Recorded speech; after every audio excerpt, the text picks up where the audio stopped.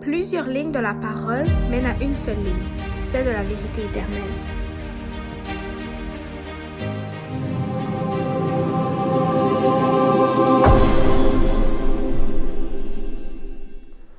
Donc, bonjour à tous et bienvenue à cette émission Allons l'école du sabbat. Aujourd'hui, nous allons voir la troisième leçon et nous allons entrer en détail dans le rêve de Nebuchadnezzar, donc la deuxième partie du chapitre 2 du livre de Daniel. Je vous encourage donc à prendre votre Bible et votre leçon de l'école du sabbat pour que nous puissions voir ensemble et explorer donc ce rêve de Nebuchadnezzar en détail et voir quel était ce rêve, qu'est-ce que cela voulait dire et surtout comment Nebuchadnezzar a pris ce rêve-là, a pris ces choses-là. Comment il a pu en fait réagir face à ce que Daniel va lui dire par la puissance de Dieu. Et donc, je vous souhaite bonne étude et surtout, bonne écoute.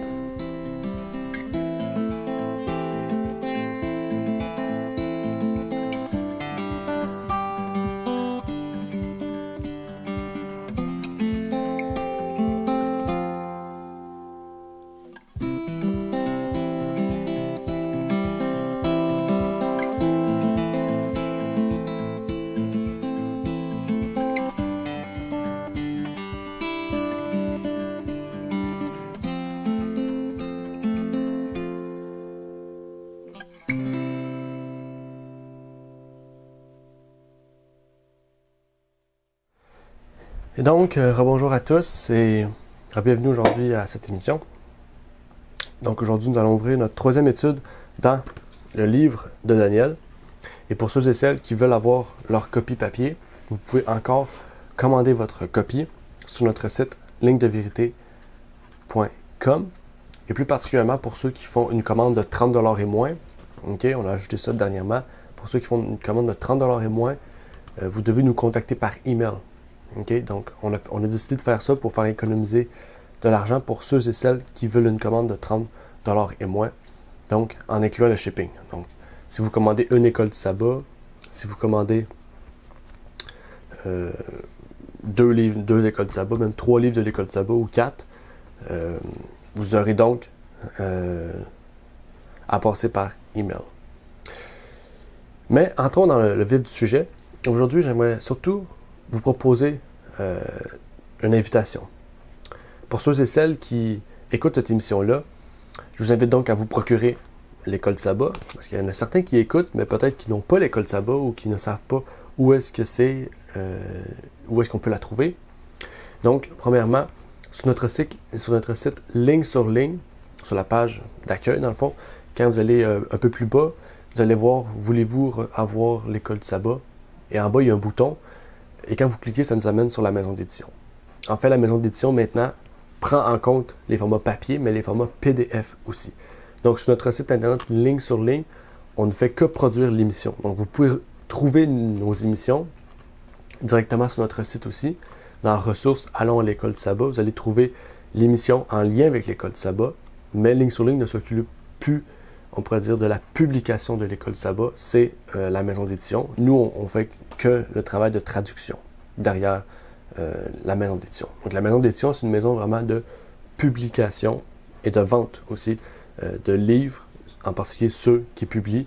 Et des fois, on met à la vente d'autres livres qu'on ne publie pas. Par exemple, le livre de Chéniky, le livre de Charles Chéniky, 50 ans dans l'Église de Rome, qu'on ne publie pas, mais qu'on met à la vente sur notre site, puisque c'est un livre qu'on aurait aimé publier. Donc, on achète les livres, puis après, on les revend, puisqu'il est quand même assez difficile à se trouver. Donc, on vous prie donc de pouvoir vous procurer cet ouvrage, que ce soit par PDF, en papier, et surtout d'écouter cette émission, de la partager. Okay? Donc, pour ceux surtout qui veulent comprendre le livre de Daniel, plus à profondeur que l'école du sabbat le fait, cette émission-là est faite pour vous, puisqu'on va un peu plus loin que qu'est-ce que la leçon dit. Et en fait, on amène certains points des fois qui nous ont posé problème, et justement pour nous amener à mieux comprendre ce que la Bible veut nous révéler. Et je vous prie surtout de poser des questions, que ce soit dans la vidéo YouTube ou que ce soit par email, si c'est une question plus personnelle que vous avez ou une question générale de la Bible. Vous pouvez la poser sur contact@lignesurligne.ca. Et Donc, on vous invite surtout à pouvoir vous abonner à cette chaîne, à liker, à partager et à faire tout ce qu'il faut pour que le message puisse être entendu. Et donc, je vais commencer par une courte prière avant d'entamer cette deuxième partie de la leçon numéro 3 et donc de Daniel 2. Prions. Notre Père qui est aux cieux, j'aimerais te prier, Seigneur, pour te remercier de nous permettre de nous réunir aujourd'hui sous ta présence pour justement non seulement lire ta parole, étudier, mais surtout comprendre ce que tu veux nous révéler dans ce livre de Daniel, Seigneur. Ce livre qu'on n'étudie pas en profondeur, qu'on étudie vraiment en surface, qu'on étudie les grandes leçons de ce livre de Daniel, mais qui nous apporte les bases nécessaires pour comprendre ce livre, Seigneur. Donc, peux-tu nous éclairer sur cette étude de livre et que tu puisses nous permettre que nous puissions comprendre ces grandes leçons, ces leçons que tu veux nous révéler dans l'école du sabbat. C'est ma prière, donc, au nom de ton Fils Jésus-Christ. Amen. Donc, aujourd'hui, on va parler de la deuxième partie du livre de Daniel, donc au chapitre 2. Donc, si vous allez à votre leçon numéro 3, vous avez vu, il y a beaucoup de notes dans cette leçon-ci. OK. Dû à cause du sujet aussi de cette leçon, qui est en particulier, on pourrait dire l'étude ou la compréhension de cette statue. On va y revenir aussi dans le prochain chapitre, parce que dans le prochain chapitre, on va voir quelque chose d'étonnant que le roi Nebuchadnezzar va faire à propos de ce songe-là. Et j'ai décidé de ne pas en parler aujourd'hui, parce que justement, c'est plus en lien avec la semaine prochaine, si Dieu le veut, donc dans le chapitre 3 du livre de Daniel. Et en fait, surtout, ce qui est intéressant, c'est que dans ce chapitre-là, on va voir beaucoup de choses. On va voir beaucoup de choses en lien avec la foi, surtout. Okay? On va parler des prophéties, mais si vous regardez vraiment, les leçons sont construites plutôt pour nous montrer, en fait, la foi, montrer la puissance de Dieu. Qu'est-ce que Dieu peut faire dans l'homme? On va parler des prophéties, on l'a vu, on parle quand même des prophéties et tout, mais si vous prenez les leçons, par exemple, leçon 1, la loyauté et la fidélité récompensée. On parle, encore une fois, de la foi de Daniel. Dans le chapitre 2, la source de la sagesse, on parle encore de la foi de Daniel et qu'est-ce que Dieu a fait dans sa vie.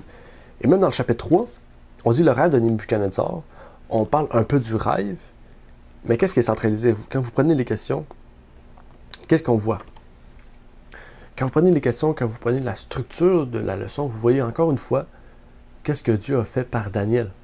Donc en fait, on va voir beaucoup que, je ne sais pas pour le reste des leçons, mais qu'est-ce que je vois pour l'instant dans les 3 premières leçons, c'est que on voit en fait tout ce que Dieu fait par Daniel. Donc on voit qu'est-ce que la foi peut apporter dans la race humaine. Okay? Souvent on se dit que il faut beaucoup de connaissances, il faut beaucoup de choses pour faire ce que Daniel a fait. Mais en fait, Daniel, quand on lit les 2 chapitres déjà de Daniel, on voit en fait que c'est par sa foi qu'il a marché. Il a marché dans sa foi. Sa foi lui a permis d'avoir toutes ces choses-là, en fait.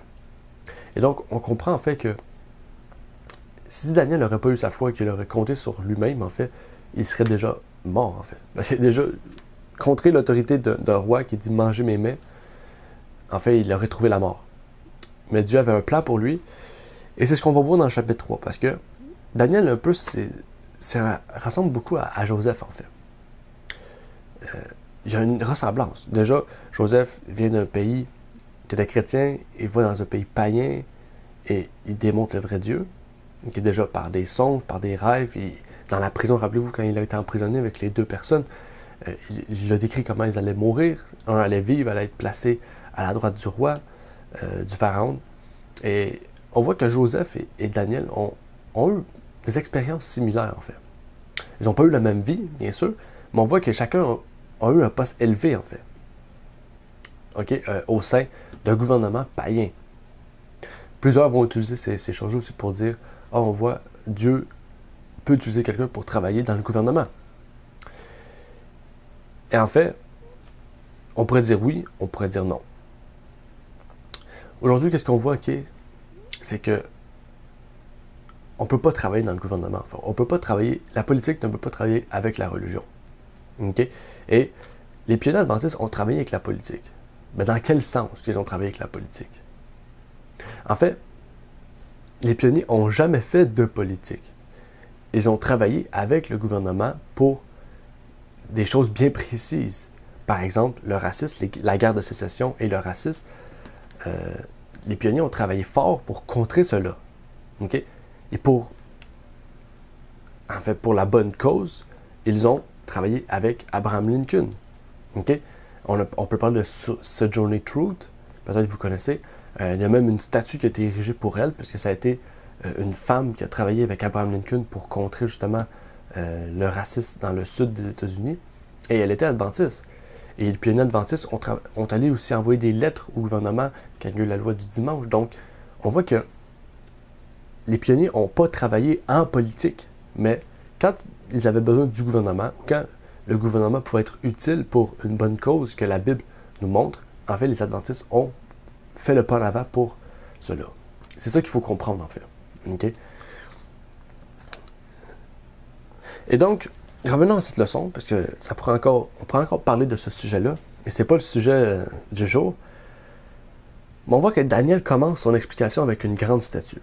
Et ce qui est étonnant avec Daniel, c'est que Daniel se présente au roi, il montre une certaine politesse, il montre que le roi, on pourrait dire, a une certaine supériorité sur lui. Okay? On parle des cas terrestres. Et il commence toute la vision. Et en fait, on voit l'inverse par la fin. Au début, on voit que Daniel a beaucoup de respect pour le roi, et à la fin, c'est le roi qui se jette aux pieds de Daniel. Donc on voit l'inverse, en fait. On voit à quel point Dieu peut faire quelque chose dans le cœur d'un homme. En fait, c'est ça que je veux dire ici. Un roi qui se jette aux pieds d'un homme qui n'était pas roi. En fait, le roi n'a pas adoré Daniel, bien sûr. Il s'est jeté à ses pieds. C'est comme Jean, en fait, quand il se jette aux pieds, en fait. Il tombe sur ses pieds. Tellement que le message est puissant, ça l'a tellement, on pourrait dire choqué, on pourrait dire, l'a tellement brisé, en fait, qu'il tombe sur les genoux. C'est pas, il est tombé pour adorer, mais il tombe sur ses genoux pour dire, il n'a plus la force de rester et à se tenir debout. Et ce qui est étonnant, c'est que cette statue, c'est pas une statue comme une autre. C'est pas une statue que Daniel a sûrement vue dans Babylone et partout, dans le fond, dans son royaume. Cette statue est hors du commun et c'est une des caractéristiques d'une prophétie. C'est une des caractéristiques d'une chose qui n'est pas, on pourrait dire, littérale, mais qui est spirituelle, okay? Qui est prophétique, qui est symbolique. Quelque chose de symbolique, de prophétique, qui est de non littéral, c'est quelque chose qu'on a pu retrouver dans un monde tel qu'aujourd'hui, dans un monde physique. Okay? Un dragon avec 10 têtes, on ne peut pas retrouver ça dans un monde littéral. Donc, c'est quelque chose de symbolique. C'est comme ça en fait que les prophéties sont construites. Okay? Et si vous prenez déjà cette première, on pourrait dire, note-là, ou cette première interprétation-là, cette première méthodologie, cette première règle méthodologique, en fait, vous allez pouvoir déjà séparer les fausses interprétations qu'on retrouve dans les prophéties. Pour cela, je vous prie d'aller sur notre site, ligne sur ligne, dans la section graphique, une section qui est peut-être oubliée, dans le sens qu'on ne publie plus vraiment de graphiques, et c'est pas parce qu'on ne veut plus, c'est parce qu'on n'a pas le temps. Mais si vous allez dans le graphique, vous allez retrouver divers graphiques qui méritent d'être mis à jour, mais dû à la perte de nos données, il y a déjà plusieurs mois, on avait déjà fait question de ça dans cette émission. En fait, il faut tout recommencer les graphiques. Pas tout, mais plusieurs. Mais dans cette section-là, vous allez trouver un graphique sur les règles d'interprétation de William Miller. Et je vous prie d'aller jeter un œil, puisque ces règles d'interprétation, ce sont les règles auxquelles les pionniers se sont basés pour leur étude, on pourrait dire, biblique. Et plusieurs pourront dire, OK, mais William Miller a utilisé ces règles-là, il s'est trompé. Il s'est trompé parce que, de base, il n'avait pas la bonne conception du sanctuaire. Mais en ayant la bonne conception du sanctuaire, tout ce qu'il a dit était vrai. C'est ça que les pionniers sont venus réparer, en fait. Et c'est pour ça, en fait, que quand on a des bonnes doctrines de base, souvent les prophéties sont vraies par la suite. Et quand on introduit Daniel 2, là, on ne va pas entrer dans la compréhension, on va entrer dans les caractéristiques, dans ce qu'il nous a dit. On voit que l'or est égal à la tête, l'argent est égal à la poitrine et les bras, les reins est égal au ventre et aux hanches, le fer aux jambes, et le fer mélangé à l'argile aux pieds. Et même aux orteils, on pourrait inclure.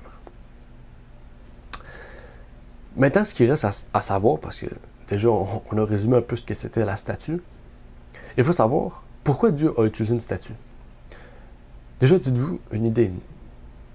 Dieu, c'est un Dieu qu'on adore par la foi, en fait. Parce que personne n'a jamais vu Dieu, personne ne verra jamais Dieu. Tant et aussi longtemps qu'on ne rêvait pas l'immortalité, tant et aussi longtemps, en fait, qu'on a ce corps de chair et qu'on a ce corps, en fait, non mortel. Okay? Ce corps de pécheur, en fait. Okay? Et on a déjà vu ça. Une nouvelle naissance vient en 2 étapes. Premièrement, elle sur terre, auquel on change notre intérieur. Et Jésus-Christ, quand il revient, nous revêtit de l'immortalité, donc nous revêtit de gloire. Ça, c'est l'étape complète qui nous permettra de revoir Dieu et d'être assis avec lui, comme il est écrit dans Matthieu, en fait, et dans Apocalypse. Vers la fin des chapitres, je ne suis plus trop sûr, en 20 ou 22, entre 20 et 22, 21, 20, 21 ou 22. Mais pourquoi Dieu utiliserait une statue? Dieu lui-même condamne l'idolâtrie, les statues, les images taillées dans ses commandements. Et pourquoi aussi ça représenterait des royaumes terrestres? Okay? Je donne un élément de réponse pour vous amener à comprendre la question. Donc, il utilise des idoles et des royaumes terrestres. Pourtant, Dieu a dit, oui, il a établi des royaumes terrestres, mais Dieu, en fait, en a rien à faire des royaumes terrestres, puisque c'est lui-même a le pouvoir sur tous ces royaumes. Et c'est une très bonne question. Je me suis posé cette question-là, en fait, en lisant le chapitre. Je me suis dit, pourquoi Dieu utiliserait une statue? Il aurait pu utiliser quelque chose de naturel, un arbre ou quelque chose comme cela, comme Jésus l'a fait avec ses paraboles, en fait. En fait, n'oubliez pas, ici, Dieu a donné ce rêve-là à Nebuchadnezzar. Nebuchadnezzar est un roi païen, donc avec des croyances qui introduit donc plusieurs dieux. Et c'est un roi, donc le fait qu'il soit un roi, c'est le fait qu'il s'intéresse aussi à conquérir les royaumes des autres nations. Dieu utilise une statue, donc non pour montrer que des statues étaient maintenant acceptées. On peut prendre l'exemple de Pierre. Pierre a vu des mets qui étaient pour lui, on pourrait dire, impurs, et a vu des mets purs, mélangés, assis, et Dieu a dit mange. Est-ce que maintenant ça voulait dire que Dieu autorisait les viandes impures? Tout comme Dieu, ça veut dire, par ce roi Nebuchadnezzar, autorisait les statues? Bien sûr que non, puisqu'on l'a vu tout à l'heure que c'était un songe, c'était une vision. Okay? De plus, les royaumes terrestres allaient encore plus susciter l'attention du roi, puisqu'il était lui-même roi. Donc en fait, 2 points importants.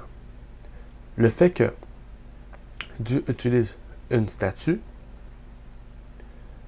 dans le fond, attire déjà l'attention du roi, puisqu'il était idolâtre. Donc il voit une statue, c'est comme s'il voyait les dieux en fait apparaître devant lui. Donc en fait, Nebuchadnezzar avait déjà une crainte de voir cela, et quand Daniel lui a révélé que ces statues, ces couleurs, en fait, ces matériaux, représentaient des royaumes, Nebuchadnezzar avait une plus grande crainte, en fait, face à cela. Parce que non seulement maintenant, on parlait d'un dieu, mais ces différents dieux représenteraient des royaumes. Donc Nebuchadnezzar était très attentif, et c'est pour ça qu'il est tombé sur ses genoux, en fait, qui a manqué de force, on pourrait dire. C'est parce que, justement, ce que Daniel lui a dit était particulièrement ce qui l'intéressait et auquel il croyait. Donc, ça venait toucher vraiment au plus profond de ses croyances. Et Daniel nous révèle justement dans cette partie que ces différentes parties de corps, ces différentes sections, matériaux, étaient des royaumes différents. Donc, je ne sais pas l'interprétation de l'homme, okay? C'est Daniel. Dieu lui a donné cette interprétation. Dieu lui a dit que ces différentes parties sont des royaumes. Donc, il n'y a pas de place à une autre interprétation. Oui, il y aurait place à savoir que tous ces royaumes sont passés, tous ces royaumes sont présents, tous ces royaumes sont futurs. Oui, on peut comprendre. Mais, quand on lit Daniel, vous allez comprendre en fait que ces royaumes, oui, ils sont passés. Oui, ils sont encore présents, mais surtout pas futurs. On pourrait dire oui, ils sont futurs par le fait que la pierre représente Jésus et c'est un royaume. On pourrait dire oui, qu'ils sont passés, présents et futurs. Mais ils ne sont pas seulement présents, ils ne sont pas seulement futurs, ils ne sont pas seulement passés. Et la première question, c'est pourquoi Nebuchadnezzar était à la tête? Pourquoi Daniel a dit que Nebuchadnezzar était à la tête et que par la suite, il y aurait un autre royaume qui viendrait après lui? Uriah Smith nous dit dans son livre justement sur l'étude de Daniel, à la page numéro 9, donc c'est un long paragraphe, la caractéristique de l'empire babylonien est indiquée par la tête d'or. Il fut le royaume doré de l'âge d'or. Babylone, sa métropole, s'éleva à une hauteur jamais atteinte par aucun de ses successeurs. Située dans le jardin de l'Orient, elle formait un carré parfait qui avait, dit-on, 60 000, environ 86 km de périmètre, chaque côté étant de 24 km. Entourée par une muraille estimée à 200 ou 300 pieds de haut, donc 60 à 90 mètres, et épaisse de 25 mètres. Entourée d'une douve ou fossé, d'une capacité cubique égale à la muraille elle-même. Divisée en carrés par ses nombreuses rues, chacune de 150 pieds de large, 45 mètres, se croisait à angle droit, toute rectiligne et bien nivelée. Ces 225 000 carrés, 576 km² de superficie, occupaient des terrains et des jardins luxuriants, parsemés de magnifiques demeures. Cette cité, avec ses 60 096 km de douves, ses 96 km de murailles extérieures, avec dans son centre 30 000 de fleuves canalisés, ses portes de cuivre solide, ses jardins suspendus s'élevant de terrasse en terrasse jusqu'à atteindre en hauteur les murs eux-mêmes, son temple de Bel de 5 km de circonférence, ses deux palais royaux, l'un de 3 000 et demi et l'autre de 8 000 de circonférence, avec son tunnel sous l'Euphrate reliant ces deux palais, ses arrangements parfaits et confortables, ses ornements, ses défenses et ses ressources illimitées, cette cité, qui contenait beaucoup de merveilles du monde, était elle-même une autre merveille encore plus prodigieuse. Là, avec la terre entière prosternée à ses pieds, comme une reine d'une grandeur et sans égale, qu'il reçut de la plume inspirée le titre brillant de gloire des royaumes, la beauté de l'excellence chaldéenne, se dressa cette cité, capitale de ce royaume, représentée par la tête d'or de la grande statue de l'histoire. En fait, ce qu'il faut comprendre, c'est que même aujourd'hui, Babylone est reconnue surtout pour ses jardins, on pourrait dire, ses jardins inclinés, j'ai oublié, ses jardins suspendus, désolé. Elle est reconnue encore aujourd'hui pour ses jardins suspendus, qui était quelque chose de phénoménal. Si vous avez peut-être déjà vu des images, des jardins qui montaient sur presque une montagne de haut. Et en fait, cette ville est vraiment reconnue pour sa beauté, sa grandeur extraordinaire. Et on voit vraiment que sa prise, c'était pas quelque chose que Dieu avait prévu, mais Dieu voulait montrer en fait que les royaumes terrestres, ils ne seront pas invincibles. Les royaumes terrestres, surtout, vont aller de pire en pire, comme on voit par la progression des matériaux qui perdent en qualité au fur et à mesure que le temps avance. Mais surtout, Dieu voulait montrer que si Nebuchadnezzar serait repenti, en fait, son royaume serait resté la tête d'or, et ça aurait resté comme ça. Mais le fait que, oui, Nebuchadnezzar s'est repenti, mais que par la suite, en fait, il n'a pas fait en sorte que tout son royaume soit croyant au vrai Dieu. En fait, son royaume a été enlevé. Mais Nebuchadnezzar, à la tête de cette nation, qui était justement pour cette époque l'homme le plus prestigieux, l'homme le plus grand de tous les rois, l'homme le plus intelligent, le plus beau, on pourrait nommer. Lisez le livre de Daniel d'Uriah Smith. Il nous décrit aussi Nebuchadnezzar comme étant le plus grand de tous les rois de Babylone.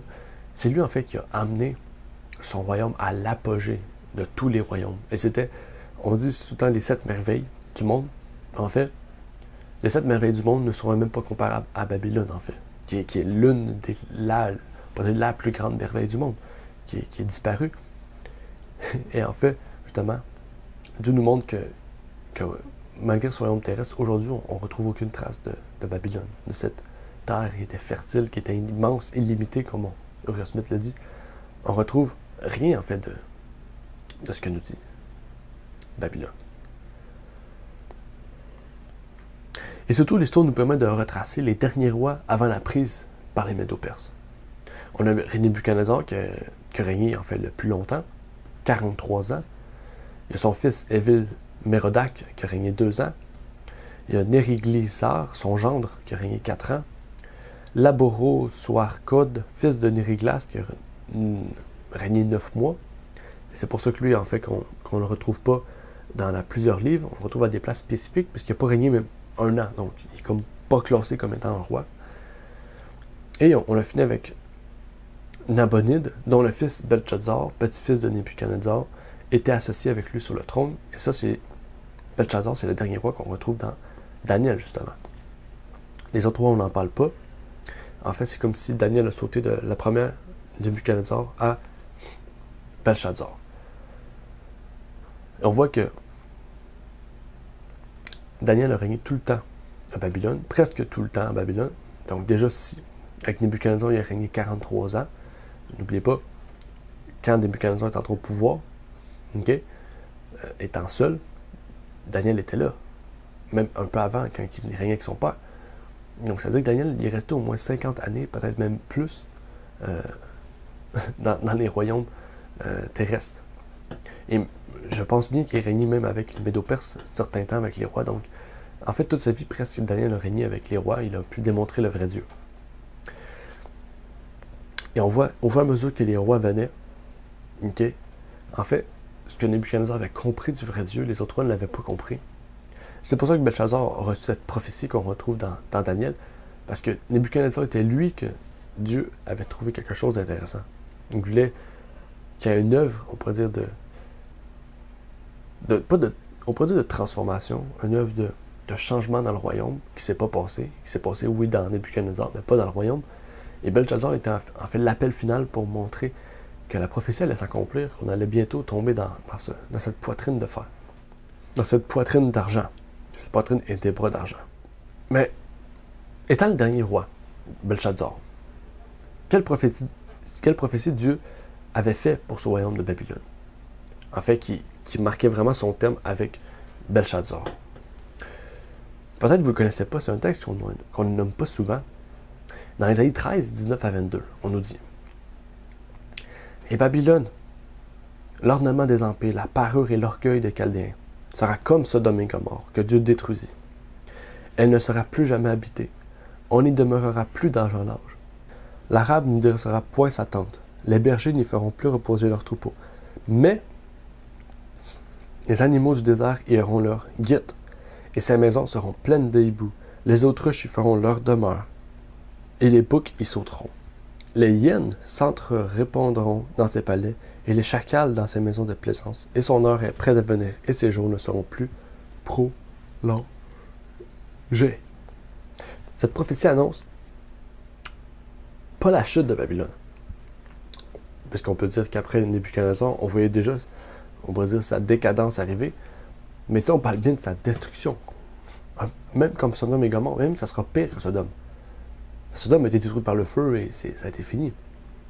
Mais en fait, on voit que Babylone, plus le temps va avancer, plus ça va dépérer. Cette belle cité va devenir une ruine. Et c'est pour ça qu'on compare beaucoup Babylone. En fait, c'est pour ça que l'Apocalypse nous parle de Babylone, parce que ceux qui sont Babylone, ça va être la même chose. Au début, ça va paraître bien. Ça lie avec le monde, faire partie du monde, ça va paraître bien.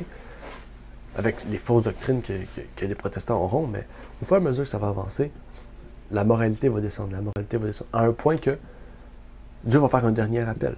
Le message, l'appel du 4e ange. Et cet appel-là, ça ne sera pas un appel pour, on pourrait dire, réveiller Babylone. Ça sera un appel pour réveiller les gens qui sont dans Babylone.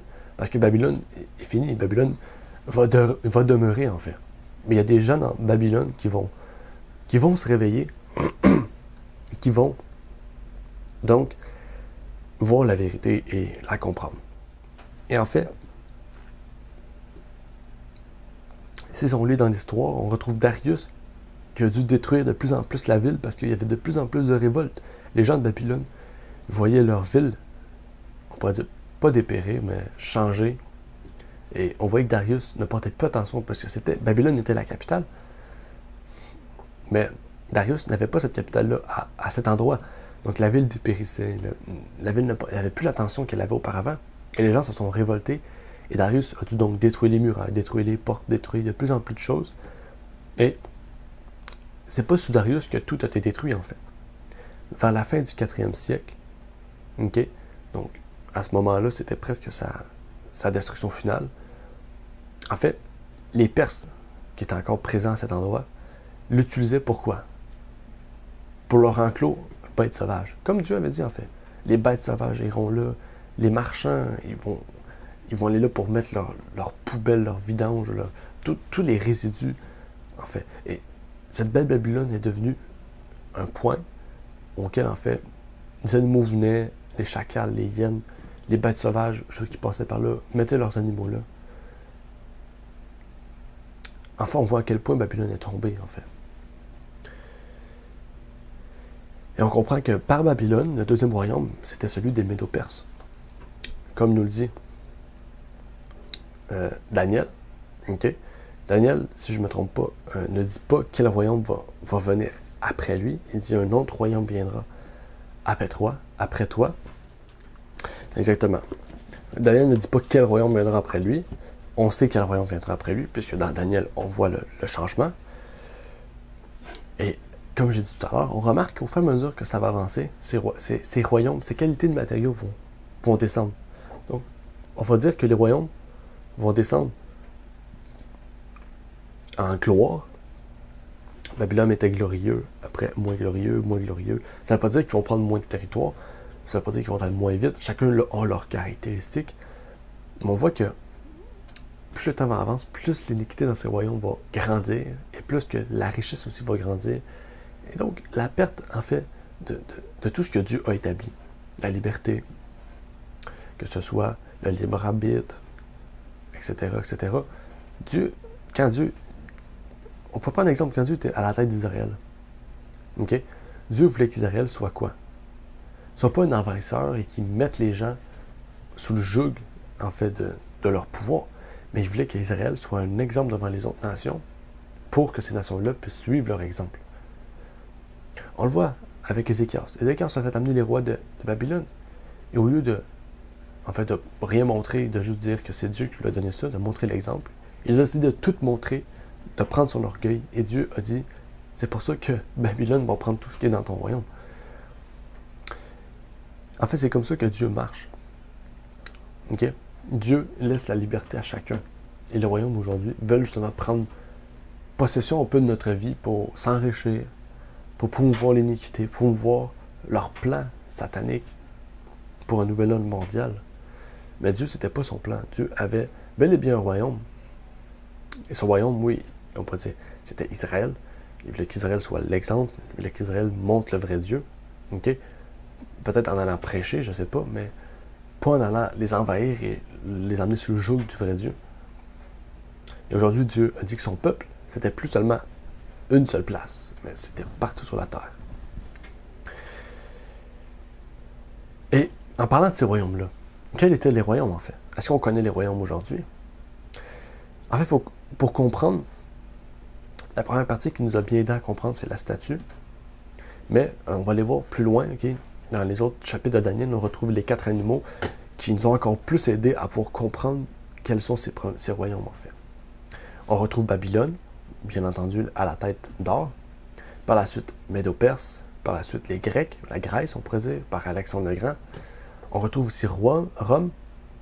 Et pourquoi en fait Rome semble plus solide que les autres royaumes? On parle de fer. Il faut comprendre que le fer, oui, c'est un matériau peut-être pas plus solide que l'argent, mais le fer montre en fait, le fer c'est un matériau quand même assez solide. Ça veut nous montrer surtout le caractère cruel et sanglant de Rome en fait. Rome, qui existe, on pourrait dire, sur une certaine mesure aujourd'hui, en fait, a été le royaume, la nation la plus sanglante, la plus cruelle, et aussi la plus despotique, on peut le dire. Okay? La plupart des empereurs ont été assassinés, n'ont pas vécu plus d'une 60aine d'années. Et c'est pas pour rien, en fait. Rome a amené l'iniquité à un tel point, en fait, qu'aujourd'hui, on en subit encore les conséquences. Peut-être pas à cause de la Rome antique, mais surtout à cause de la Rome papale, qui a amené tant d'iniquité dans ce monde, et qu'on retrouve encore aujourd'hui sous ces 10 royaumes. Parce que, oui, la Rome a été le fer, mais après on parle d'airain et de fer, un mélange. Un mélange qui ne marche pas ensemble, en fait. Et ça a été une division des 10 royaumes qu'on va parler dans quelques instants. Daniel 2 ne nous parle pas de 10 royaumes. C'est quand on lit plus loin Daniel qu'on comprend les 10 royaumes et qu'on les associe aux orteils. Mais les 10 royaumes ont essayé de s'associer, mais ça n'a jamais vraiment marché. Et c'est pour ça que la papauté a dû en détruire 3, arracher 3 cornes, rappelez-vous. On parle de division. Mais exactement quand est-ce qu'elles ont eu lieu? Et là, je vais lire encore un texte d'Uriah Smith à la page 14, avant de citer les 10 royaumes. J'aimerais qu'on puisse voir quand est-ce vraiment il y a eu une dissolution, en fait, de ce royaume en 10 branches. Cette division a eu lieu entre les années 351 et 476 de notre ère. Cette dissolution couvrit donc une période de 125 ans, depuis le milieu du 4e siècle jusqu'au dernier quart du 5e siècle. Aucun des historiens que nous connaissons ne place le commencement du démembrement de l'Empire romain avant 351. Et il y a un accord général pour fixer sa fin en 476 après Jésus-Christ. Quant aux dates intermédiaires, c'est-à-dire le moment précis où chacun des 10 royaumes s'éleva sur les ruines de l'Empire romain, il y a une certaine différence d'opinion parmi les historiens.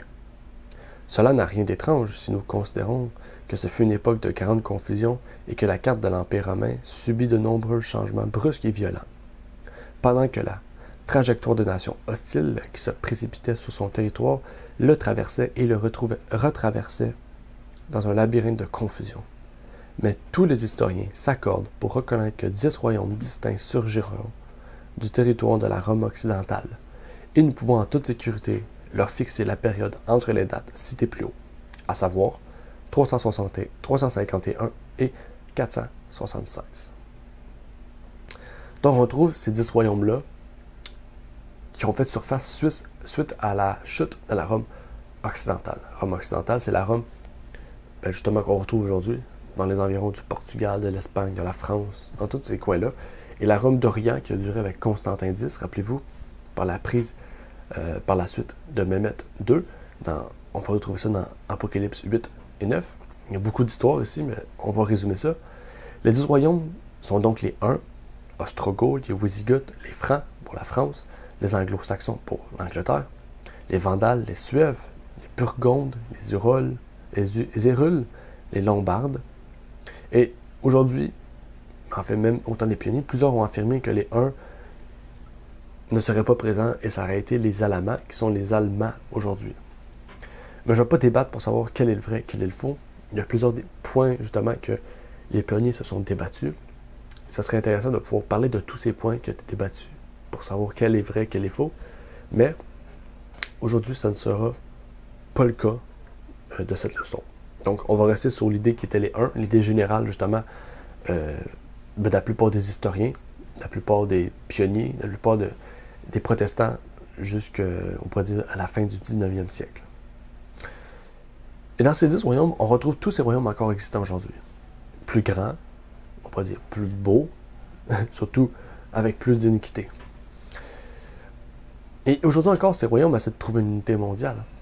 On peut parler de l'euro, qui est une monnaie un peu généralisée dans l'Europe, qui ne marche pas vraiment. Il y a plusieurs autres organismes qui essaient de former ces pays d'Europe ensemble, mais pourtant rien ne fonctionne. En Angleterre, on voit surtout qui chamboule en fait avec tous ces royaumes-là. Pourquoi en fait? Parce que justement, le fer et l'airain ne marchent pas ensemble. En fait, aucun de ces pays a marché. Les 2 guerres mondiales sont principalement causées par ces pays d'Europe qui ne s'entendaient pas vraiment ensemble. Pourtant, la prophétie ne s'arrête pas là. Elle nous dit que ces 10 royaumes-là sont les 10 derniers, en fait, qui vont justement former une unité mondiale pour avoir un gouvernement mondial. Mais rappelez-vous du petit objet qui vient frapper la statue. Okay? C'est pas une pierre aussi grande que la statue. C'est une pierre assez grande pour détruire les jambes. Cette pierre, cette montagne, c'est le royaume de Dieu qui sera établi par Christ à son second retour. En fait, cette pierre, sans le secours d'une main, et c'est ça qui est intéressant, C'est que sans l'aide d'aucun humain, sans l'aide de personne, puisqu'en fait, les royaumes vont s'amener au terme eux-mêmes. Les royaumes se sont condamnés eux-mêmes par leurs œuvres. Et l'Apocalypse 14 nous le dit, la cuve de Dieu, okay, la coupe de mon vin déborde de l'iniquité des péchés de ces nations. Ces nations vont s'en voir condamnées eux-mêmes. Et en fait, la pierre qui arrive vient du secours d'aucune main parce que c'est comme si leur œuvre attirait le royaume de Dieu à venir plus rapidement. Et c'est notre travail de pouvoir propager le message pour que cette pierre arrive plus rapidement sur cette statue et mettre fin à tous ces royaumes terrestres, iniques, auxquels Dieu, justement, veut mettre terme. Parce que la Bible nous le dit, il va mettre terme, à coup sûr. Il n'y a aucun doute sur cela. Et c'est mon appel du jour pour chacun d'entre nous, et chacun d'entre vous aussi. Tout comme on voit cette pierre, venant sans l'être d'aucune force, établie par le Dieu Tout-Puissant, c'est pas par n'importe qui. On devrait nous poser des questions sur notre vie. Est-ce qu'on veut être frappé par cette pierre? Ou avoir été prévenu et donc sorti de ce système de pensée mondiale qui s'emmène, sorti de cette pensée mondaine, de ce système mondain, dans le fond, sorti de Babylone en fait. Sortir de Babylone, c'est pas seulement être dans la vérité. Okay? Parce que l'erreur des protestants, c'est de s'être affiliés avec le monde. Oui, premièrement, c'est à cause de leur doctrine, mais nos doctrines devraient nous pousser à nous retirer du monde. Okay? Dans le fond, nous retirer des choses du monde. Parce qu'on a à travailler, okay? Donc on aura peut-être à travailler dans le monde, on aura à évangéliser dans le monde, on nous retire des choses du monde, on nous retire de l'idée du monde, on nous retire des conceptions du monde. C'est pour ça qu'il vaut mieux les vivre à la campagne, etc., etc. On pourrait entrer encore une fois dans ce deuxième ange. Mais est-ce qu'on va être frappé par cette Église ou va être sorti parce que nous aurons entré dans l'Église du Christ? L'Église du Christ nous pousse à sortir de Babylone, à sortir de cette mode de vie babylonienne. Donc c'est ma prière pour chacun d'entre nous. Je vous laisse réfléchir sur cela. Et donc si vous avez des questions sur comment sortir de Babylone, comment amener nos enfants à sortir de Babylone, vous pouvez nous poser vos questions dans cette vidéo ou sur email, si vous voulez qu'on en fasse une autre vidéo. Et donc, c'est ma prière pour chacun d'entre nous de sortir de Babylone, sortir de cette statue qui est justement la représentation de l'iniquité même. Et donc, j'aimerais terminer par une courte prière avant de vous laisser. Notre Père qui est aux cieux, j'aimerais te prier, Seigneur, pour te remercier de nous avoir permis d'avoir discuté de cette leçon, de cette statue. Cette statue qui est non seulement la représentation des royaumes, mais qui est la représentation du monde, de l'iniquité dans le monde, et qui nous pousse justement à sortir de cette statue, de ces royaumes, pour ne plus faire partie de Babylone, mais de faire partie de l'Église de Christ. Justement, qui est l'Église qui nous pousse à sortir de Babylone et à nous revêtir de piété. C'est ma prière donc pour chacun d'entre nous, pour que tu puisses travailler en nous, Seigneur, pour nous révéler les différentes choses qui nous poussent à rester attachés à ce monde, à ses conceptions, à ses pratiques mondaines, pour que nous puissions être centrés sur toi et sur toi seul. C'est ma prière au nom de ton Fils Jésus-Christ. Amen. Merci d'avoir écouté cette vidéo. Pour plus de contenu, abonnez-vous sur notre site internet. Il est également possible pour vous de nous suivre sur notre page Facebook et de nous contacter par email.